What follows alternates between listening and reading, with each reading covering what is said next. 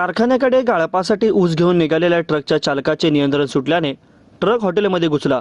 सुदैवाने कोणतीही जीवितहानी झाली नाही, मात्र हॉटेलसमोर लावलेल्या 4 ते 5 मोटरसायकलींचा चुराडा झाला। ही घटना गुरुवारी अकलूज बायपास रोडवर एका हॉलसमोर घडली। माळशिरस येथून आलेला ऊसाचा ट्रक KA 28F4112 हा जयसिंह चौकातून 100 फुटी बायपास रोडने महर्षी चौकाकडे निघाला असताना एका मल्टीफंक्शन हॉलसमोर चालकाचे ट्रकवरील नियंत्रण सुटले। ट्रक हॉटेलसमोरील 4 ते 5 मोटरसायकलींचा चुराडा करत हॉटेलमध्ये घुसला। सुदैवाने कोणतीही जीवितहानी झाली नाही। दुर्घटनेनंतर बायपास रोडवरील वाहतूक विस्कळीत झाली। अकलूज पोलिसांनी तत्परता दाखवून क्रेनच्या सहाय्याने उसाने भरलेला ट्रक ओढून बाहेर काढला। बायपास रोडवरील वाहतूक सुरळीत केली असून पुढील तपास अकलूज पोलीस स्टेशनचे पोलीस निरीक्षक रतनदीप गायकवाड करीत आहेत।